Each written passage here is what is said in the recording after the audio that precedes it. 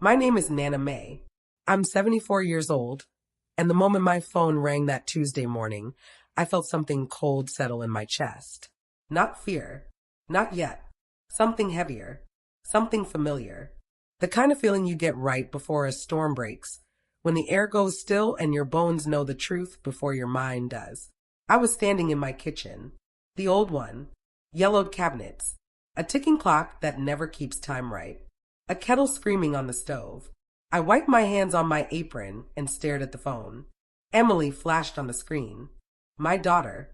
I didn't smile. That should tell you everything. I hesitated. Just for a second. Then I answered. Hello, sweetheart. Her voice came fast. Too fast. Hi. Sweet. Polished. Like she was already selling me something. Mom. Hi. Oh my God, I'm so glad you picked up. I leaned against the counter. The kettle screamed louder.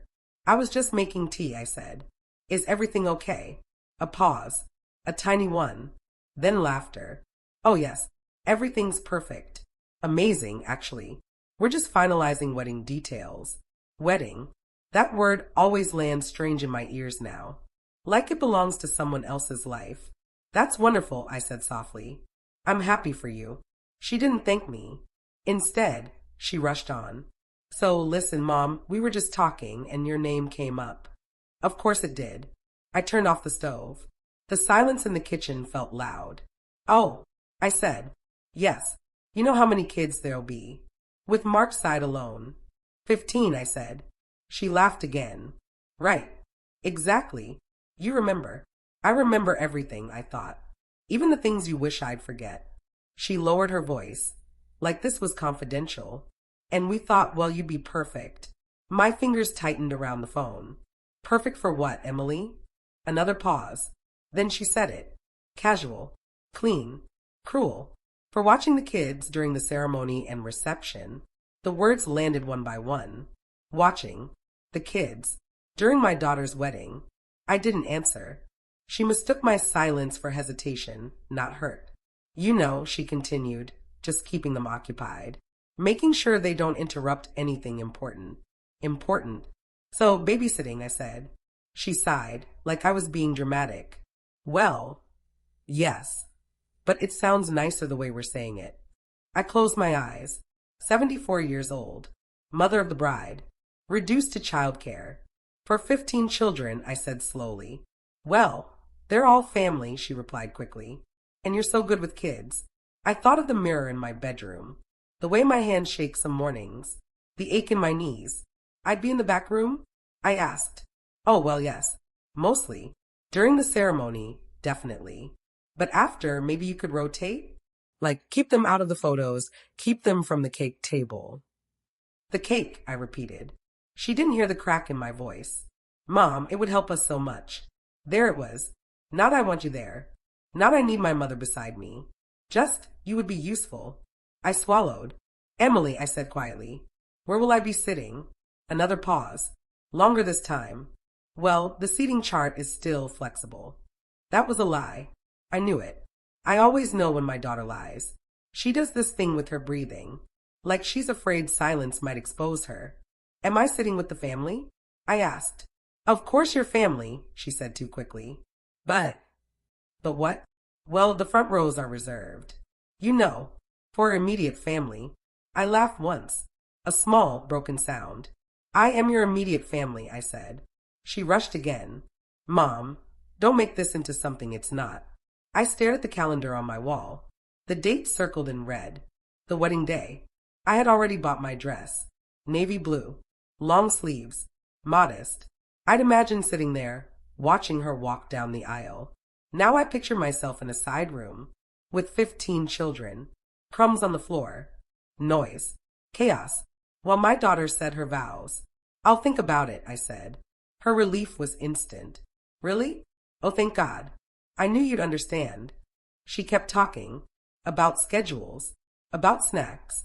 About how I could slip out quietly during the ceremony. Slip out. Like I wasn't meant to be seen. When she finally hung up, my tea was cold. I sat at the table and stared at nothing. Memories came uninvited. Emily at 5, clinging to my leg on her first day of school. Emily at 16, screaming that I didn't understand her. Emily at 32 standing in front of me now without even being there, asking me to disappear. The phone rang again. This time it was my sister, Ruth. She called you, didn't she? Ruth said without greeting. Yes. Ruth exhaled sharply. She called me too. Asked if I thought you'd mind helping out. Mind? I'm the mother of the bride, I said. I know, Ruth replied. And I told her that. What did she say? She said, Mom won't care. She likes being needed. The words cut deep. Needed. Not loved. Not honored. Needed. I didn't answer yet, I told Ruth. There was silence on the line. Then Ruth said softly, Are you going? I looked around my small kitchen. At the chipped mug. At the lonely chair across from me. Yes, I said. I'm going. But not the way they think. Ruth didn't ask what I meant. She just whispered, Be careful, May. After we hung up, I went to my bedroom. I opened the closet, pulled out the dress, ran my fingers over the fabric. I remembered something my late husband once told me. The day they stop seeing you as a person and start seeing you as a convenience, that's the day you choose yourself. I sat on the bed and cried. Not loud, not dramatic, just quiet tears soaking into old sheets. By evening, another message came in. A group text. Emily, so it's settled. Mom will watch the kids. Red heart, we're so grateful. Settled. I stared at the screen. My heart was beating too fast. I typed nothing. Instead, I opened a drawer, pulled out a small envelope. Inside it were papers I hadn't looked at in years. Documents. Receipts. A truth no one else knew. I held them in my shaking hands. And for the first time since the phone rang that morning, I felt something else rise in me. Not sadness. Not fear. Resolve. They thought I was coming to serve. They had no idea. I was coming to change everything. And the wedding hadn't even begun. The morning of the wedding arrived like a lie wrapped in silk. Bright. Quiet. Too calm. I woke before the sun, my body aching in places I don't talk about anymore. My knees protested as I sat up. My heart felt tight, like it already knew the day would demand more than I had planned to give. I stood in front of the mirror for a long time, not fixing my hair, not checking wrinkles, just looking at the woman staring back. 74 years of living etched into my face. Lines from laughter, lines from worry, lines from holding my tongue too often. Today, I whispered to my reflection, You will see me. The dress hung neatly on the door. Navy blue. Simple. Respectful. A mother's dress. I put it on slowly, button by button. My hand shook, but not from age. From anger. From something close to grief. My phone buzzed. A message from Emily. Emily. Mom, make sure you wear comfortable shoes. You'll be on your feet a lot today, smiling face with smiling eyes. Comfortable shoes. Not I can't wait to see you. Not I need you with me. I didn't reply. Instead, I slipped the envelope into my purse. The papers inside felt heavier than paper should. The venue was beautiful. I'll give them that. White arches. Soft music floating in the air. Flowers everywhere. Roses, lilies. Things I used to grow in my garden before my hands got too weak. Cars lined the gravel driveway. Laughter spilled out before I even stepped inside. I adjusted my purse on my shoulder and walked in alone. No one was waiting for me. The first person I saw was Mark's mother, Patricia. She was already dressed, already glowing, already important. Oh, she said when she noticed me. You made it. I smiled politely. I'm the mother of the bride, I said. Of course I made it. She laughed awkwardly. Yes. Well, children everywhere today. Chaos, really. She glanced past me, then added, They'll be bringing the kids to you shortly. To me. Not with you. Not introduce you. Just to you. Before I could respond, a small hand grabbed my skirt. Nana, a little boy shouted. Then another. Then another. Within seconds, I was surrounded. Sticky fingers. High-pitched voices. Questions fired at my face. Where's the cake? Can we run outside? When do we eat? I hadn't even seen my daughter yet. Emily appeared across the room. White dress. Perfect hair. Smiling like nothing in the world could go wrong. She looked at me. Then she looked away. She didn't come over. Instead, She gestured to a young woman I didn't recognize. The woman approached me holding a clipboard. Hi, you must be Nana May, she chirped. I'm coordinating the kids. Coordinating. She pointed to a hallway. We've set up a playroom in the back. That way the ceremony stays uninterrupted. Uninterrupted. I looked down at the children clinging to me, then back at her. And where will I be during the vows? I asked. She blinked. Oh, well, back there. With them. I nodded slowly. I see. She smiled, relieved I wasn't difficult. Great. If you need anything, just text Emily. She's very busy today. Busy. Of course she was. I turned and walked down the hallway. Each step felt heavier than the last. The room they'd prepared was functional. Plastic chairs, a table with juice boxes, a box of toys missing pieces. This was where they planned to put me. Away. Out of sight. One of the kids tugged my sleeve. Nana, are you staying here the whole time? I crouched with effort. For now, I said. For now, echoed in my mind. As the ceremony music began faintly through the walls, the room grew louder. Children yelling, running, fighting over toys. I could barely hear my own thoughts. Then the music changed. The bridal march. My chest tightened. That was my moment. The moment I'd imagined for years. And I was here, counting heads. 15. Exactly 15. My phone buzzed again. Emily. Everything okay back there? Back there. I typed, then erased. Typed again, then erased. Finally, I sent one sentence. Me, I'm here. She didn't reply. The music swelled. I pressed my hand to my chest. Tears burned my eyes. I should be there, I whispered. A little girl looked up at me. Why aren't you? Good question. Why wasn't I? After what felt like hours, the ceremony ended. Applause erupted in the distance. Cheers. I stood up slowly. My legs trembled. The door opened. Emily stepped inside. She looked radiant. She looked relieved. Oh, good, she said. They were quiet, right? Quiet. I stared at her. They're children, I said. They were children. She waved her hand dismissively. Same thing. Something inside me cracked. She noticed my expression. What? She asked. What's wrong? I stood taller than I had in years. I didn't see you get married, I said. She frowned. Well, yes, but, Mom, this was planned. Planned? So was my place in your life, I replied. She sighed sharply. Don't do this today. Today, I repeated. Today is exactly when I do this. Her eyes darted to the kids. Not in front of them. Then where? I asked. When? She didn't answer. Mark appeared behind her. Is there a problem? He asked. Emily forced a smile. No, just, Mom's emotional. Emotional. I reached into my purse. My fingers brushed the envelope. Not yet, I told myself. Not yet. I'll take the kids to the reception area, Emily said quickly. You can rest. Rest. She ushered the children out. The room emptied. Silence fell like a curtain. I sank into a chair. My heart was pounding. Ruth's words echoed in my head. Be careful, May. I closed my eyes, counted my breaths. Then I heard footsteps. Patricia stepped in. Well, she said, looking around. That worked out nicely. I looked up. Did it? She smiled thinly. You know, at my daughter's wedding, my mother stayed home. Said weddings were for young people. I stood. I was invited, I said. I was just repurposed. Her smile faded. Let's not make this bigger than it is. I laughed softly. Oh, it's already bigger. She tilted her head. What do you mean? I reached into my purse again. This time, I pulled out the envelope.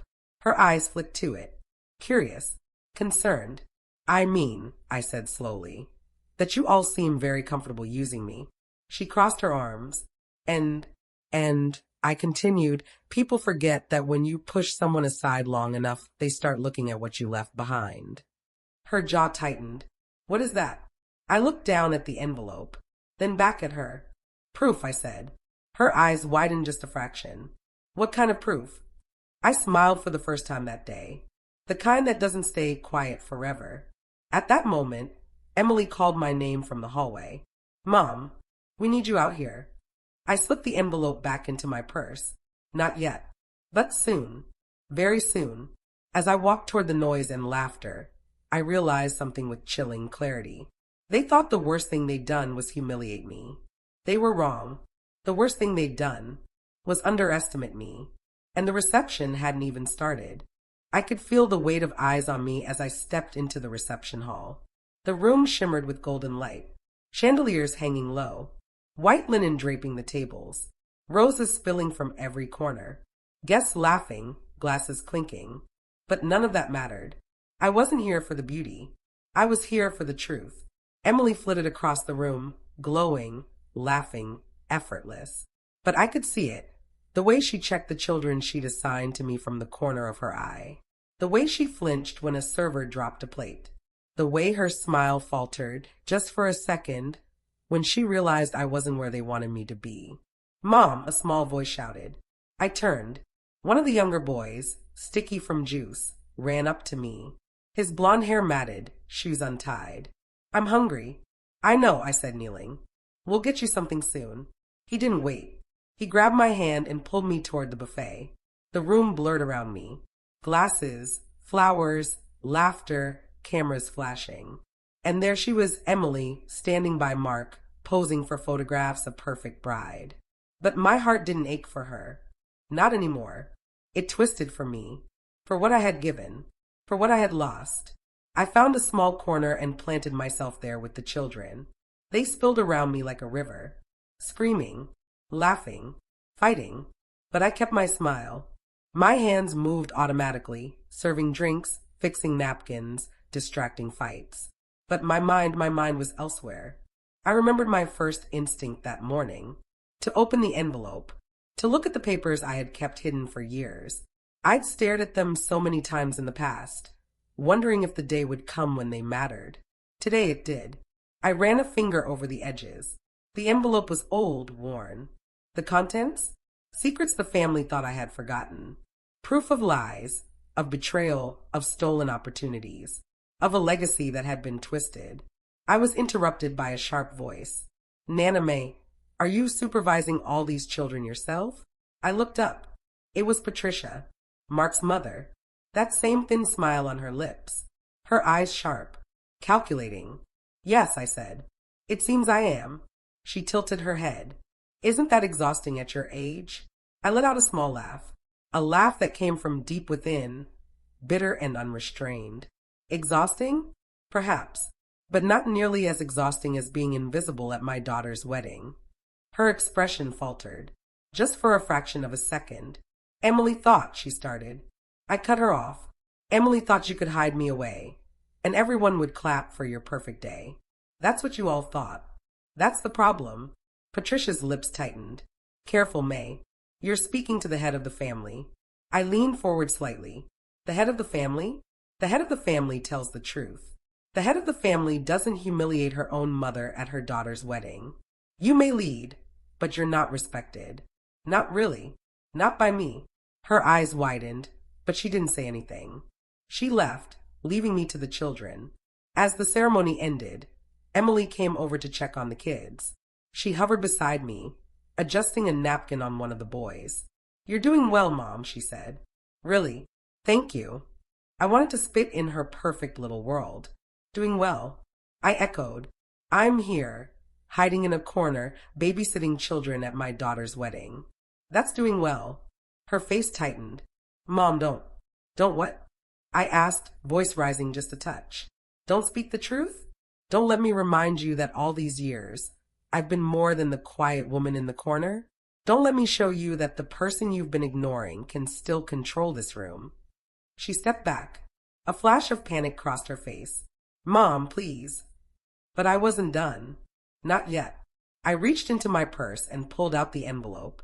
Emily's eyes widened when she saw it. "What's that?" she demanded. I held it up, letting the weight of it settle between us.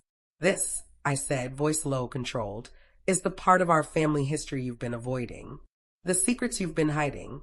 The truth you've ignored." Emily paled. "Give it to me, Mom," she said. "That's private. You can't." "Oh, I can," I interrupted. "And I will. But not here. Not yet. Tonight. When the room empties, when everyone else is drunk on wine and laughter, That's when I reveal it. Her jaw clenched. Mom, I cut her off. No, you don't get to control this day, Emily. Not this day. Not anymore. The tension in the room was electric. The children seemed to sense it too. A quiet fell over them for a moment, as if even they could feel the storm about to break. A small voice whispered, Nana, are we in trouble? I leaned down to them. No, I said softly. No trouble. Just history catching up with people who forgot how to be kind. The children returned to their games, oblivious to the family war unfolding just a few feet away. Later, I saw my brother-in-law, James, slip away from a table and head toward the hallway. He caught my eye and gave a subtle nod. That nod meant everything. I knew James had always suspected something about the family. Something about Emily's upbringing, the way my husband's legacy was quietly erased, the way decisions were made behind closed doors. James never spoke out, not in front of Emily, not in front of the guests. But he knew. I smiled slightly, the ally I hadn't expected. But the clock was ticking. Soon, the speeches would begin. The toasts, the laughter. And if I wanted to reveal the truth tonight, I had to act carefully. I moved toward the bar under the guise of getting juice for the kids. My purse was against my side. The envelope felt like a loaded weapon. I passed the photographers. Cameras flashed. I smiled politely, letting the glittering world of Emily's wedding continue. Nobody noticed me. Nobody cared. Perfect. And then I saw him. The cousin. I won't name him here, but he had always been sly. Always charming. Always looking for a way to impress someone while undermining someone else. He caught sight of me and grinned. Nana May, he said, loud enough for a few people nearby to hear. I didn't expect you to be here. Babysitting, huh? I froze for a second. My jaw tightened. Yes, I said slowly. Babysitting. 15 children. While the bride gets her perfect photos and attention. He laughed, but it sounded hollow. He leaned in closer. Don't take it personally. Emily wants everything perfect today, including you being occupied. Occupied, I repeated, savoring the word. Funny choice. I always thought mothers were supposed to be celebrated, not kept in cages. A few nearby guests glanced at us, sensing tension. I didn't care. Not today. He smirked a little offended. All right, Nana. No need to get dramatic. Oh, but I am dramatic, I said, holding the envelope tight. Because secrets have a way of coming out, whether you like them or not. He froze for a fraction of a second. That's all I needed. By the time the main course was served, I had gathered the children into a corner again. One by one, the adults passed by, oblivious. I watched Emily, radiant, laughing, oblivious to the storm brewing. I counted the guests. Almost everyone was distracted. Almost everyone was drunk on the happiness they thought they'd created. I closed my eyes for a second and breathed. Tonight, the truth comes out. And I was ready. Later, during the first toast, I felt it. A tingle of electricity. James leaned close and whispered, when the crowd disperses, it's your moment. I nodded, my heart pounding. Then Emily approached me, smiling. Mom, can you watch the kids while I take a few photos? I stared at her. Emily, I said, voice firm. Do you think this day is just about you? About appearances?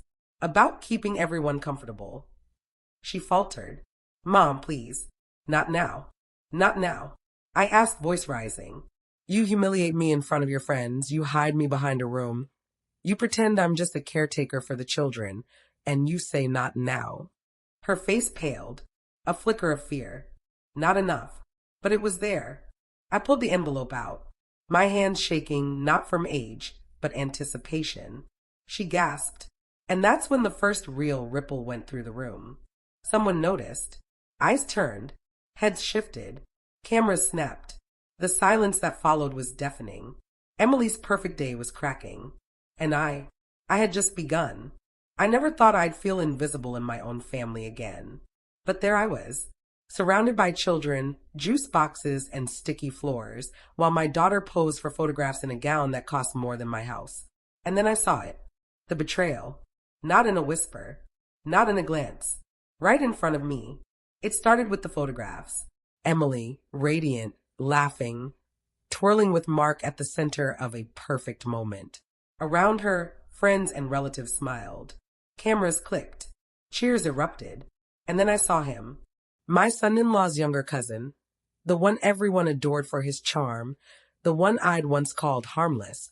Leaned in close to Emily. Whispering. Smiling. Laughing.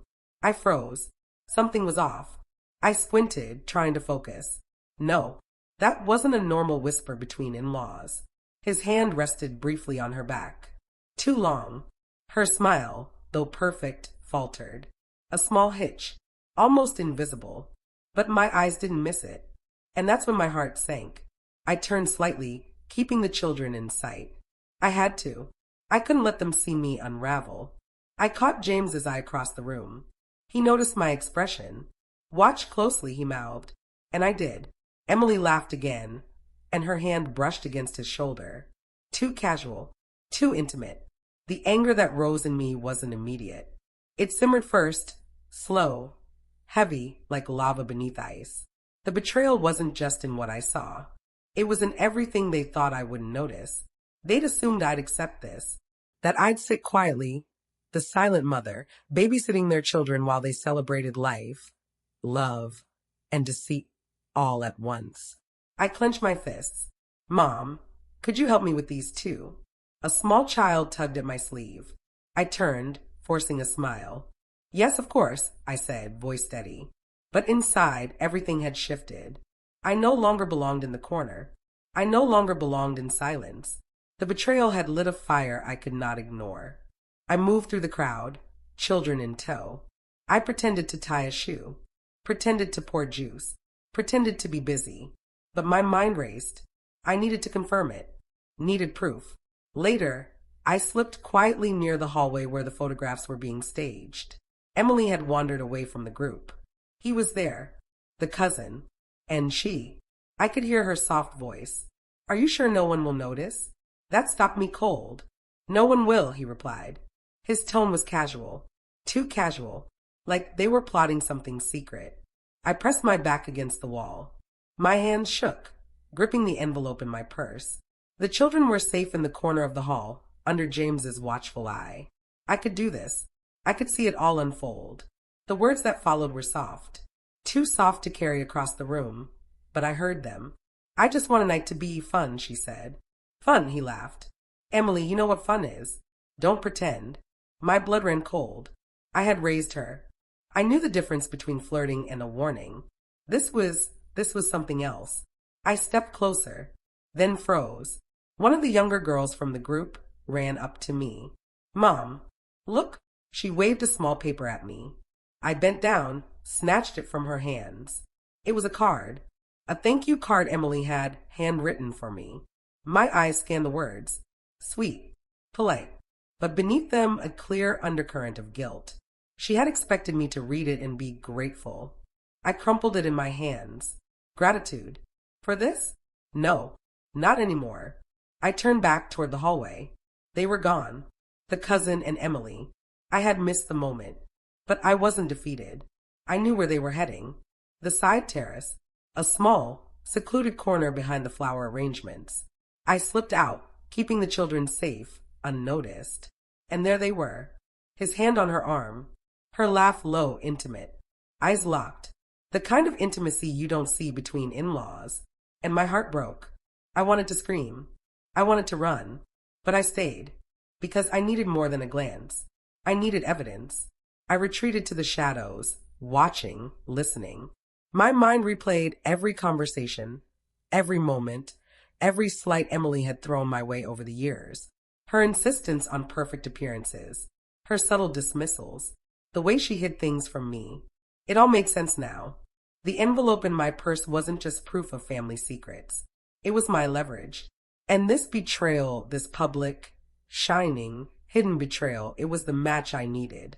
Later, during the first toast, I returned to the hall with the children. They were louder now, running between tables, laughing, oblivious to the storm. I counted them. All 15. Perfect. Then I noticed Emily's eyes searching for me. She found me, and the panic in her face was unmistakable. She had been so confident earlier, so assured that I would stay silent, that I would accept my corner in the shadows. Now she realized. I had seen. I smiled faintly, a thin, dangerous smile. You know, I whispered to myself, the thing about betrayal is it never stays hidden forever. The night went on. Speeches, toasts, laughter, photographs, and beneath it all, a tension that the guests couldn't see. I watched Emily carefully. I watched her glance at Mark. I watched her glance toward me, and I realized something terrifying. She hadn't just planned a perfect wedding. She had planned to humiliate me, to erase me from the story, to make me invisible. But tonight, that story would end. The envelope, my proof, the betrayal, the evidence of hidden affairs, the lies that had been whispered for decades. All of it was ready, and they would have no choice.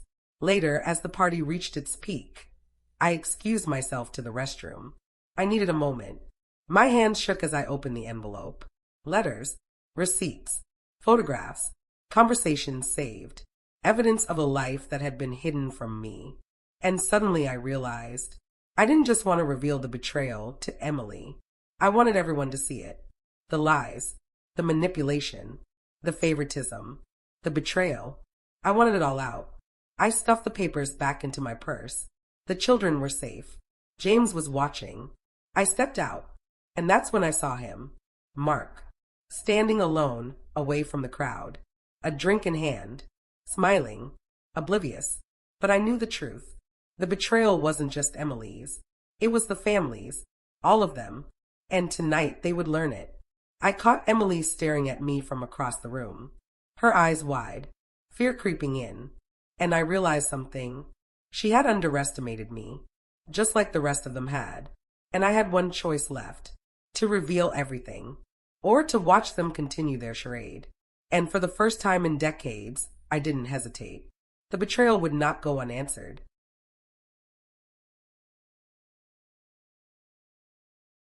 I had never imagined the satisfaction of watching the perfect mask crack.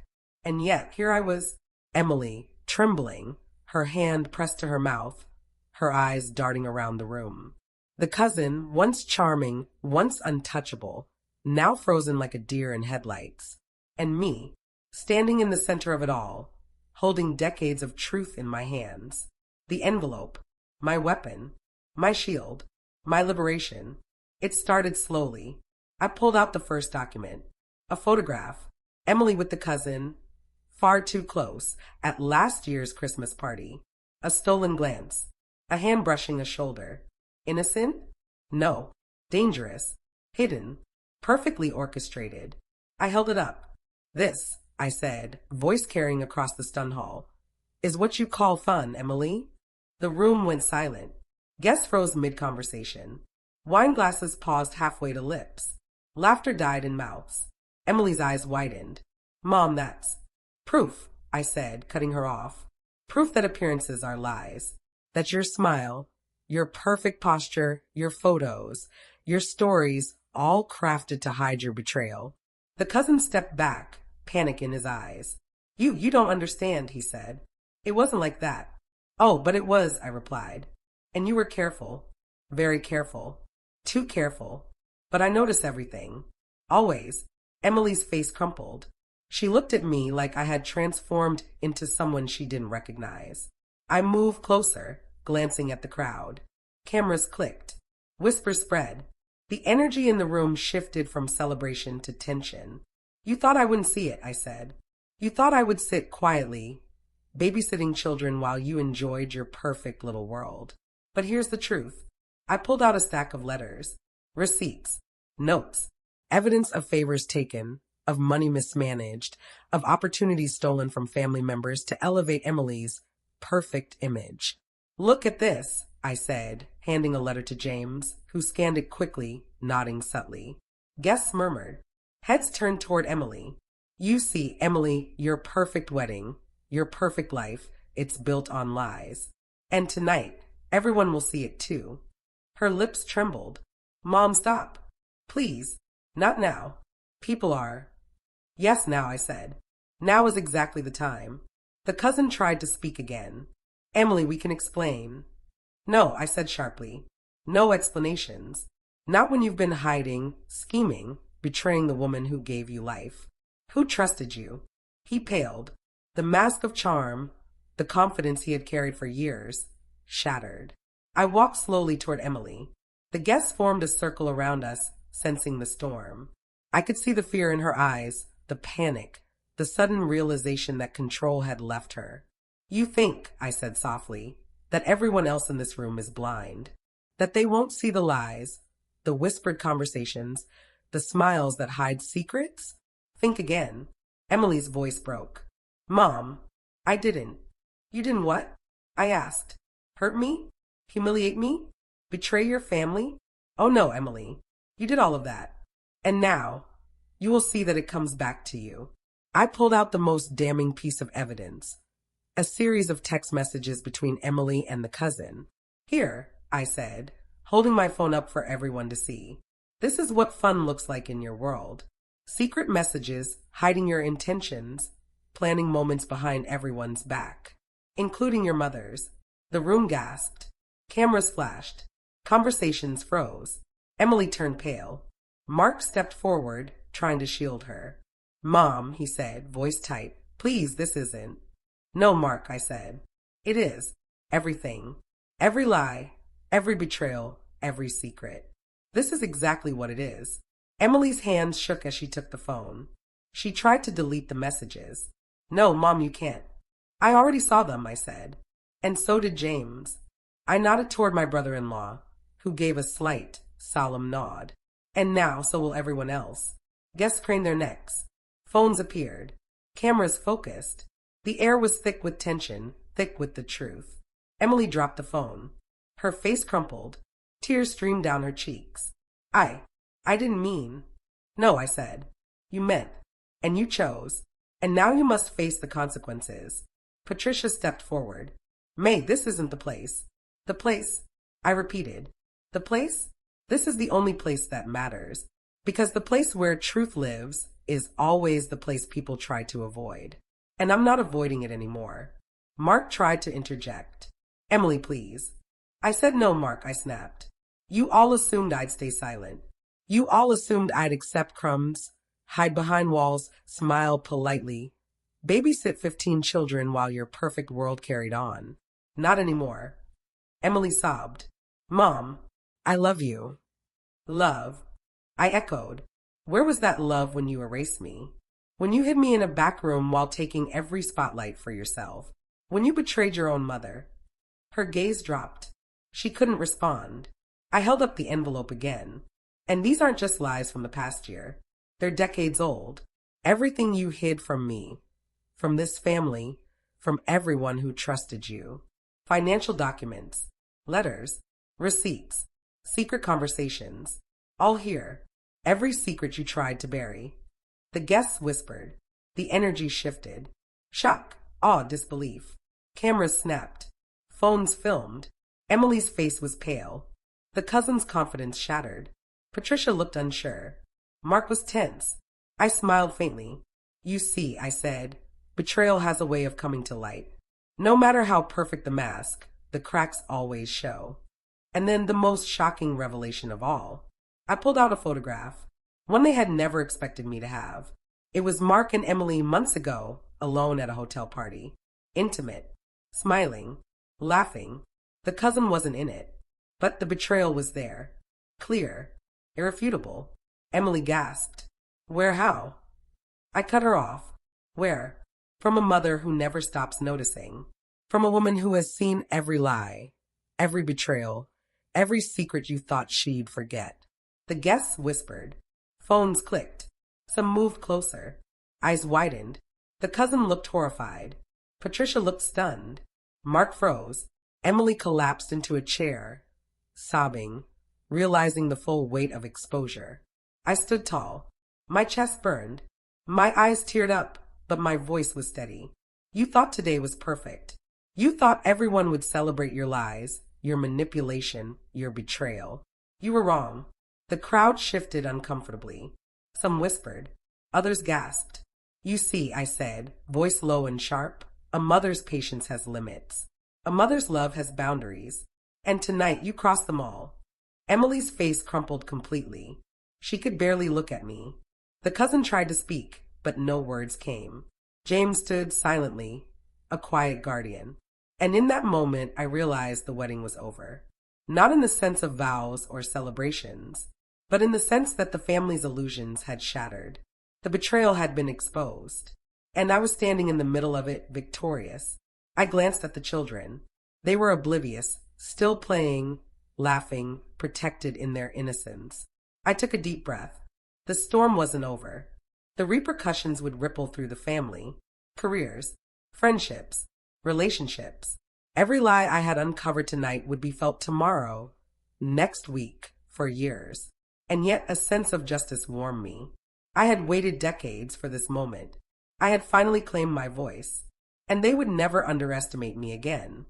The room felt like it had stopped breathing. Every eye was on us. Every whisper was a ripple of tension. Emily's perfect wedding shattered. The cousin's charming grin gone. And I stood tall, heart pounding, holding the evidence of decades of lies, betrayal, and manipulation in my hands. Emily sat trembling in her chair. Her hands shook, her eyes wide with disbelief. She looked around, searching for someone, anyone, to save her. "Mom, please," she whispered. "Please." I echoed. "You don't get to ask me for anything tonight. Not after everything you've done." Mark stepped closer, protective. "Mom, calm down. This isn't fair." "Not fair," I shouted, voice echoing through the room. "You think hiding the truth, manipulating your own mother, humiliating me in my own daughter's wedding, that's fair?" Emily's tears fell freely now. Sobs shook her shoulders. Guests murmured. Some stepped closer. Phones rose. Cameras flashed. The energy in the room was unbearable. A storm had erupted and nobody knew how to stop it. Patricia appeared at Emily's side. "Emily, sit down. Calm down." I didn't look at her. I looked at Emily. "You wanted this day to be perfect. Everything beautiful, flawless, everyone impressed. And now the truth is out. That's what perfection looks like when it's a lie." Emily's hands flew to her face. I didn't mean." "You meant," I said. "And meaning doesn't erase the damage. Meaning doesn't erase the humiliation, the betrayal, the manipulation. You meant every word, every action, every secret that led us here." Her gaze darted to Mark. Panic surged in her eyes. She turned to the cousin. His posture stiffened. The charming arrogance wiped clean from his face. "You thought no one would see," I continued, voice steady, commanding. "You thought the past would stay buried. But it doesn't. It never does." I pulled out another photograph. This one from a family gathering years ago. Emily and the cousin, laughing while excluding other relatives, whispers I had overheard, but no one believed. The evidence was undeniable. The room gasped. "Do you see Emily?" I asked. The seeds of betrayal were planted long before today. And today they bloomed. Her knees buckled. She sank lower into her chair, sobs racking her body. Mark placed a hand on her shoulder. "Emily, we can fix this." "Mom, please stop embarrassing her." "Embarrassing," I said, my voice cutting through the hum of whispers. "Embarrassing is what you've done to me for years. Hiding me away, dismissing me, erasing me. Embarrassing is treating your own mother as invisible while you live in a perfect little bubble.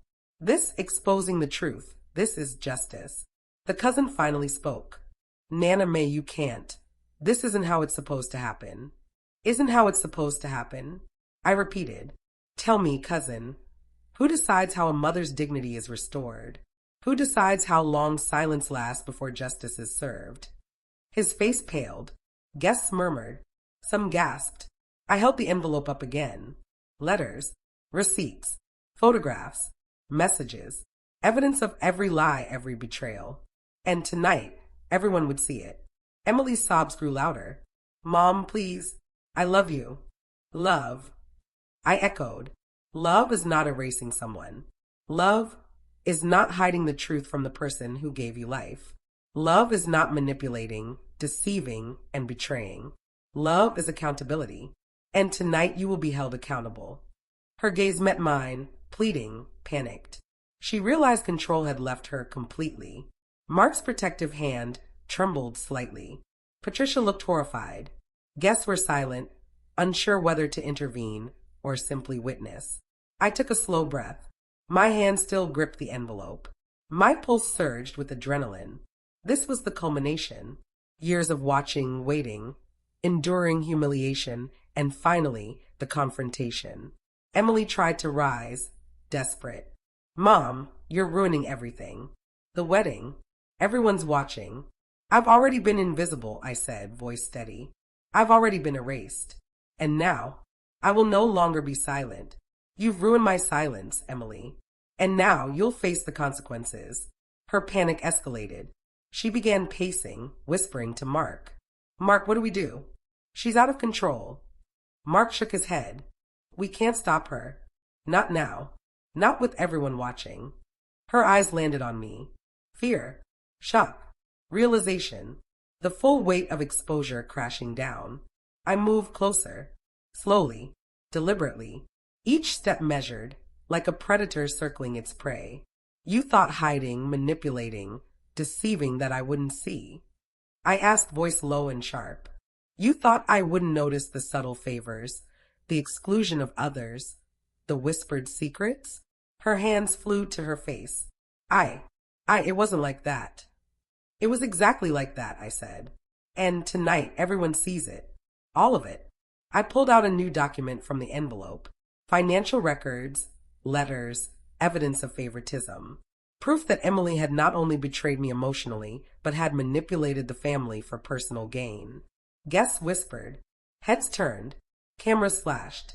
The energy in the room was electric. Tension crackled like lightning. Emily collapsed into her chair, sobs racking her body. The cousin tried to speak, but no words came. Mark looked helpless. Patricia, horrified. The guests shocked. James stepped forward silently, a guardian figure. I gave him a small nod. You all thought this day was about celebration, I said, voice rising. But it's about truth. It's about justice. It's about finally showing that betrayal does not go unnoticed. And that silence has an end. The envelope was emptying. The evidence lay bare. Every photograph, every receipt, every hidden conversation revealed. Emily looked at me with despair. Mom, please forgive me. I've already forgiven you, I said. Forgiveness doesn't mean silence.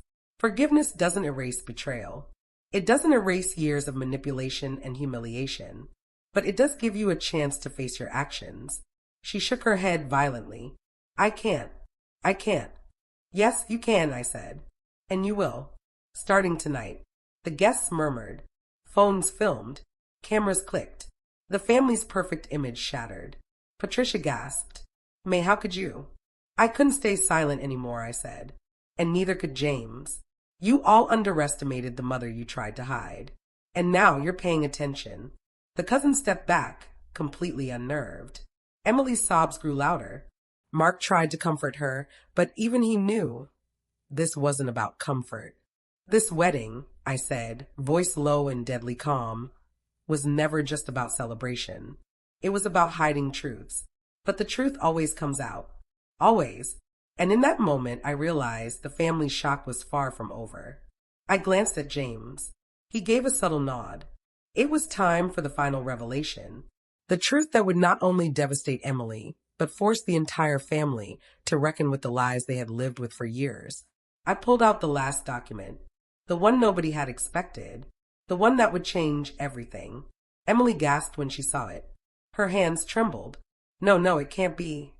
Yes, I said. It is. The ultimate secret. The betrayal you thought hidden. The evidence that the world doesn't know yet. But tonight, everyone will.